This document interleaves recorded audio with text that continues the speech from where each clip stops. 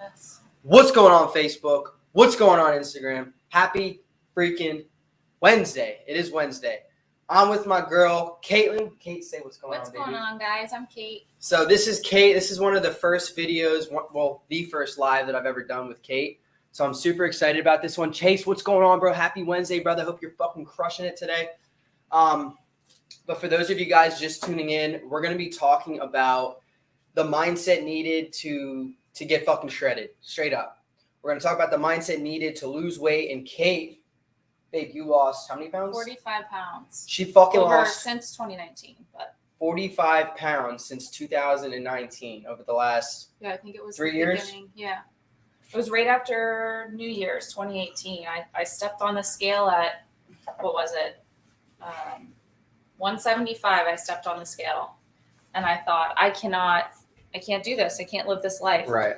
I need to make a change. Yeah. That was my breaking point there. And now I'm at 131. So 44 pounds, I guess. Yeah. Yeah, that's fucking unbelievable. 44 pounds. So that obviously, that took a certain mindset, right? To yeah. You must have been fed up with the way that you felt. I think I got to the point where I was done making excuses for myself. And get off work and you're lazy and you don't want to go to the store. You don't want to meal prep. Make excuses that you just don't have the time. And I'd pull into fast food restaurants and eat absolute garbage. And over time, it caught up to me. I was never 175 in high school. I was always skinny. I was always skinny. But over time of eating like that and thinking, I'm not going to gain weight. I've always been skinny. It catches up to you. And it's all making excuses until you finally realize, I don't want to live this life. Right. I do not want to look like this. I don't feel good. I felt miserable. Yep. I was depressed in my mind and how I felt. I had no energy. And eventually just enough was enough. And I just was like, screw this. Yeah. I'm 175. I cannot believe it. Yeah. I mean, I can't even believe saying that I was literally 175. Guys, 45 fucking pounds she lost. Think about that. That is a lot. And it's not like she was fucking 250 pounds. I mean, she was $175, 175. Well, I'm saying, it's not like yeah. You were a lot heavier than you are now. Right. And you could have lost a little bit of weight, but it wasn't like you were obese. So right. That obviously, we all know it takes a lot or not as much to lose 45 pounds when you're 300 pounds, Right. That shit just comes off quick at first. Cool. Yeah, because I think I dropped, 2019 in January, I thought, okay, the first of the year, everyone makes their New Year's resolutions. And I was like, I'm going to do this. So I started with the keto diet. I cut out all carbs. I didn't really know too much about health. I just kind of went off of, I heard people try the keto diet. I tried it. It started working for me. I dropped weight really quick. I think I dropped 10 pounds in a couple weeks because when you cut carbs that quick out of your life, it's like a shock to your body. Whoa. So I think I dropped, might not be 100% accurate, but I think I dropped probably around 20 pounds in that first year. So I went from 175 to 155. Yeah. And I felt amazing. I mean, I was I loved the way I looked. Now looking back at pictures when I was 155, I hate the way I looked. But at that time, when you go from 175 to 155, it's obviously you're proud of yourself. It's progress. But I still wasn't satisfied. And then I think, when was it? I probably stayed 155 to 145, I think. Hovered that for maybe a year. First dated, the first time around. Yeah, for those of you guys who know us, we kind of been on and off for the last 3 years. Not on and off. Off and then back on. Off. Now we're back on. Now we're best we've ever been. But we broke up, and honestly, the heartbreak kind of kickstart my. Yeah, it really did. To really focus, I think tell her that was my doing. Right. Kickstart. Shut up. That was all my doing. The first kickstart of me really focusing on myself, which, guys, I have to say that if you're going to make a change in your life, the number one thing you have to do is focus on yourself. Until you're able to truly love yourself, as cliche as it sounds, you can't love anyone else. I couldn't fully love him the way I should have because I wasn't in love with myself. I'm not trying to sound conceited, but it's true. It's very true. You kind of have to be in love with yourself. You have to be in love with yourself, and you have to prioritize your own needs before anybody else. Absolutely. Before anybody else. So I think that was the kickstart to like, okay, like I'm at this plateau. I was 145, still didn't feel good about myself. Yes, I lost 20, 25 pounds, but I didn't like the way I looked in the mirror. I didn't like taking my clothes off. I did not even like looking at myself naked in the mirror because I still was so unhappy with me inside. Yeah. So I started learning the animal-based diet from Chance when we were dating the first time around. And I did it, but I wasn't strict with it. And it took us breaking up for me to get super strict with it, focusing on myself. I worked out, to be honest with you, it was more diet. Like I need to work out more. I'm still not where I want to be, but I would say like, if you're trying to make a change in your life, diet. Yeah. Like 100%. Like if you're not going to change your diet, if you think you're going to get into the gym and just get results and make that progress, way. Yeah.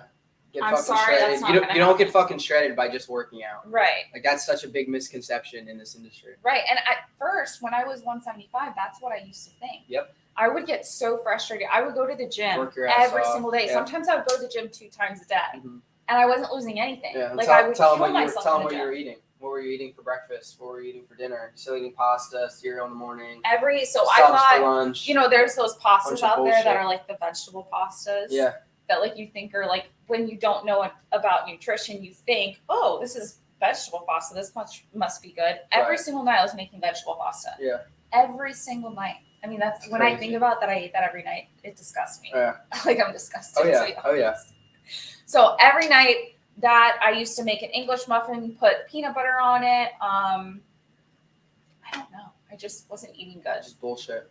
I can't even remember because it was so long ago. Whatever was easy to make and easy, quick. I was in college, running to the library. You know what I used to do all the time? I'd go to Starbucks in the morning because I was in college and I was studying in the library, and I would get a breakfast sandwich from Starbucks and my coffee, and which I put like all this bullshit cream in there and like the sugar and the whatever. That's what I started. That's what I fueled myself on in the morning, which is ridiculous. And then lunch, Chick-fil-A was right there. I don't know, Pollo. I can't even remember what I ate, but it was not good. Seed oils, carbs, unhealthy carbs, everything bad. Yeah, I was just gonna say everything processed. Yeah. And one thing you guys need to fucking understand, if you're trying to get your body right, obviously we're talking about our mindset today, but the food that we put into our bodies is literally information to signal different hormonal responses, to fire up our endocrine system. Like it literally, like the food we put into our mouth and into our bodies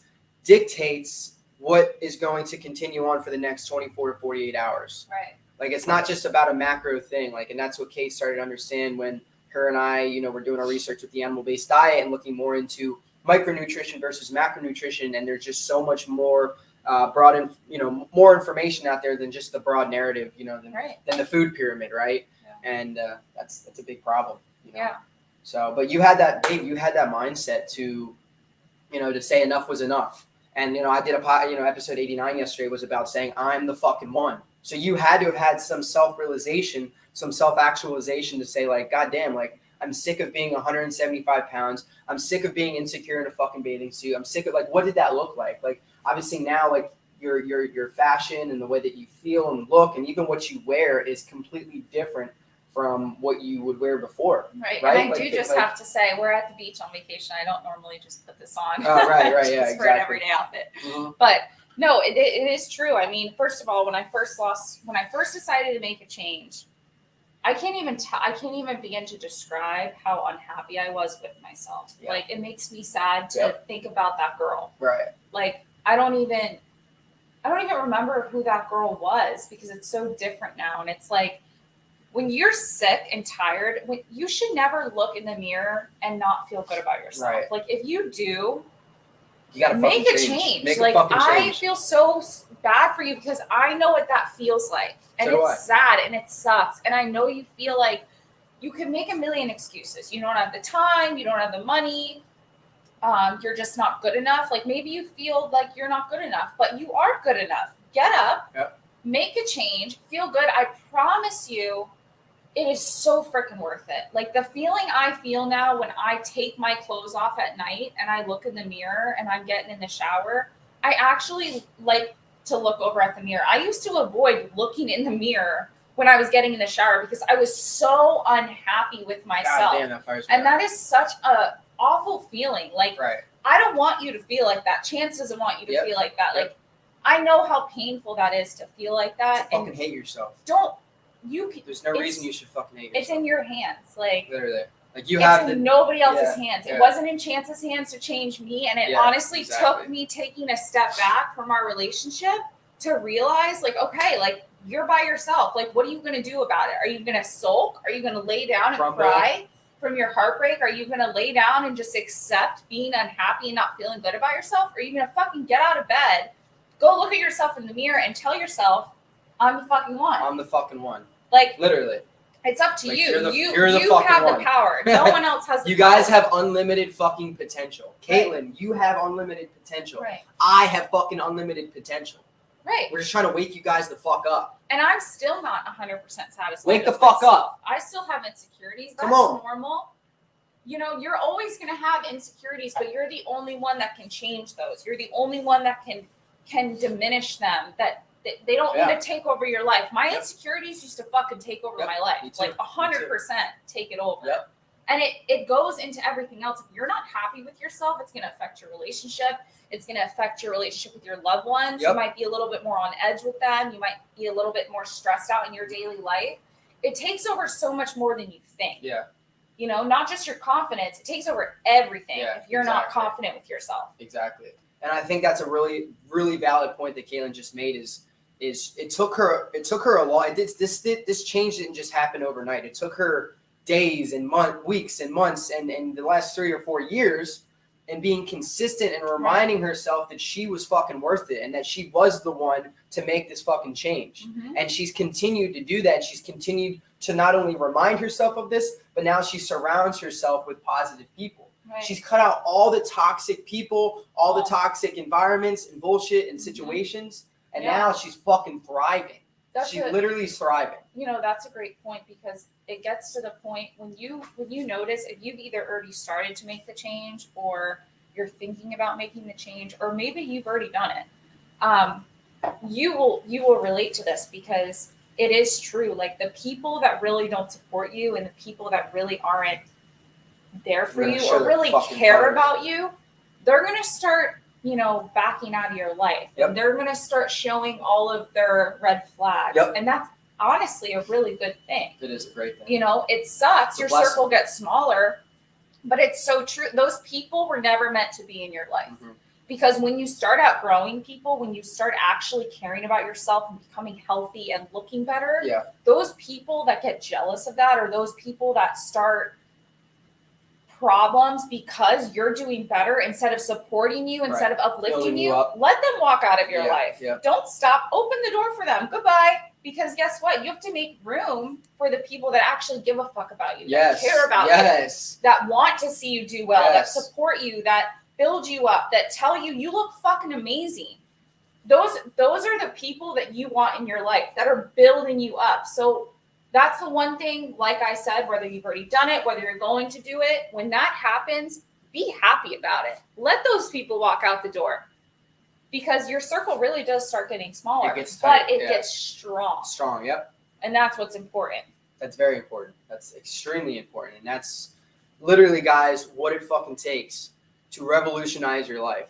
If you want to make a change, if you want to lose fucking weight, if you want to get a shredded six-pack and you're sick of fucking having that dad bod and being afraid to take your shirt off at the beach or at the – you know how many guys I fucking know that are so insecure with the way that they look and feel? I know Kate has the same perspective here with a lot of her girlfriends, which at this point is very few. We both don't really have that many friends outside of our inner circle.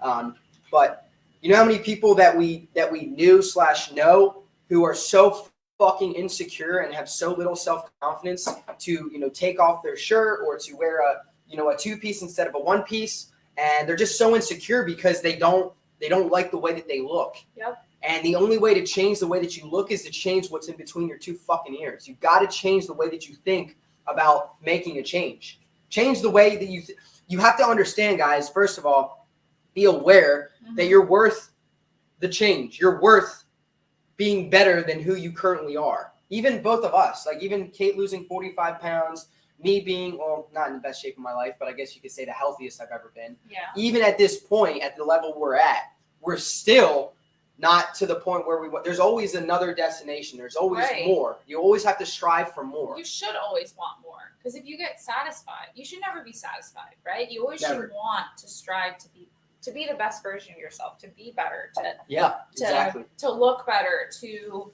do better at your job, to help more people, to spread a good message in the world. You know what I mean? Like you should always want to strive to do more. You should never just sit here at this plateau because just be fucking you're not. You guys have to understand that, you know, I get it. Like, listen, I just quit my full-time job. I literally just went all in thanks to this beautiful person right here. She literally was the support and the strength that I needed to realize that I had the fucking strength and the inner desire and the will to want to change and to quit my job and to start my online coaching business.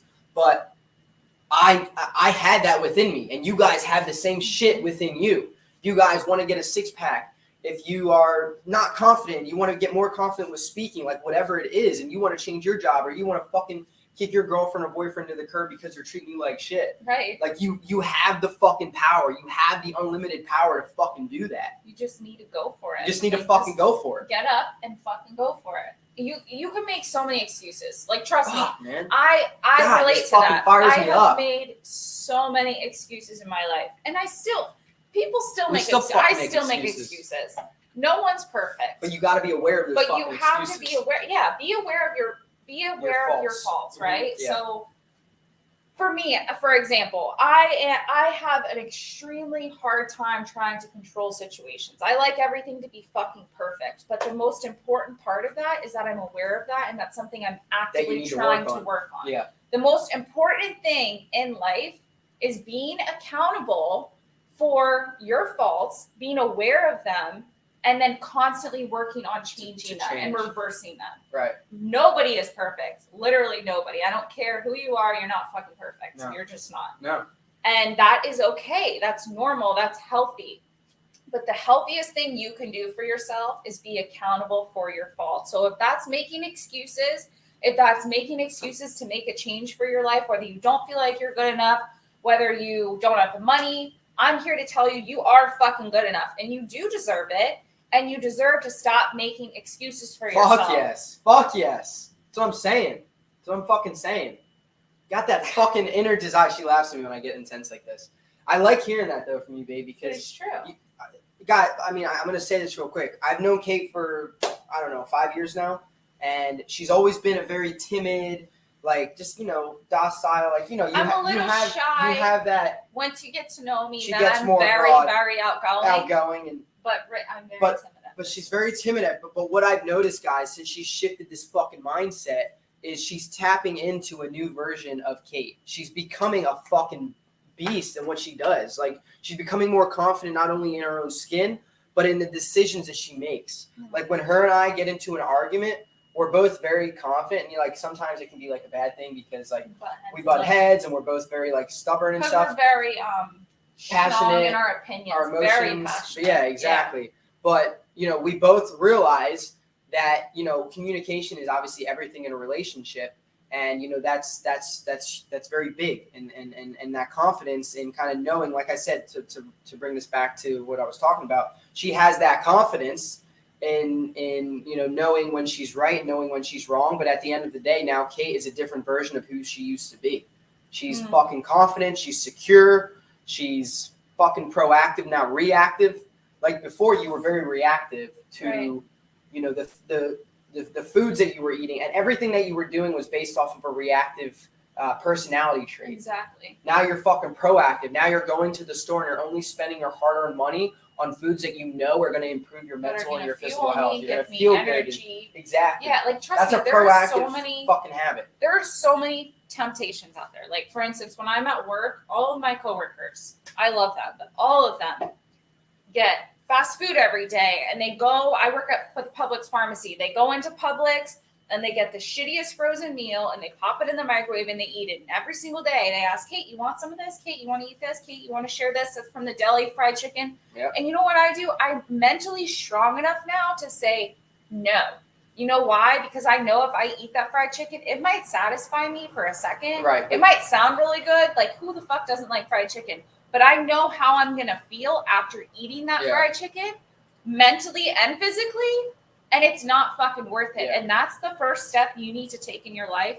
If you're if you're struggling with resisting those types of foods, you need to sit there and think to yourself, how am I going to feel after eating this? It might satisfy you for a second, but how am I going to feel after? And if you can make that change, that will change everything. Because once you start that will help you get mentally strong to resist things like that and feel good. Yeah. And get that energy. It's all mental strength.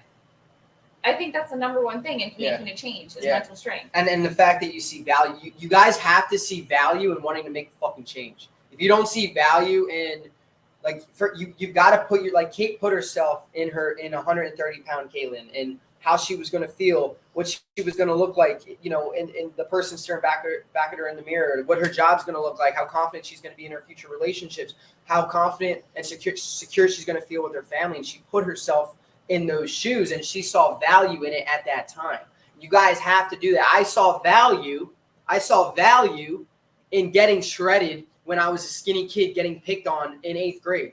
I saw value in gaining more confidence. I saw value in being a better me so that I could help people in the future. So then I decided I'm the fucking one, and I'm going to fucking make the decision from today forward to only invest in things that are going to build me up. I'm only investing in assets, not in liabilities. And Kate did that, and she fucking lost 45 pounds. She's the most confident she's ever been. She feels fucking amazing. She's confident in her job, and she's fucking kicking ass. She's thriving. Right. She's thriving. Still so much more. I know, because I'm not naive. Like, I know that there is so much more growth for me, and I am not satisfied, like, at all. Like, I don't want to lose more weight. I'm at 130. I'm 5'8". That's a good weight for me. Right. But I need to get toned. I need to get tighter. And that's all going to happen in the gym now. I did that with diet. I need to continue keeping my diet the same way, healthy, cutting out seed oils, staying very animal-based, resisting those urges because they're not worth it. Yep. And don't get me wrong. Every once in a while, if you want to cheat, go ahead and cheat. But you need to be mentally strong enough to control your cheats. Exactly. You're fine. You need to be mentally strong enough to control your Can't treat. control technology. So if you can do that, you're going to be fine. I know I still have room to grow and get tighter here, here. My butt could go from here to here. I know all of those things that I want to change. Thank you, whatever. And I'm not satisfied. So that's okay. But you know what? I am proud of my progress. Right. And when you make progress, or if you've already made progress, you should be really freaking proud of yourself. Exactly. Because it's not easy. Because like I said, you have to get mentally strong first. And that's not an easy thing to do. It's not.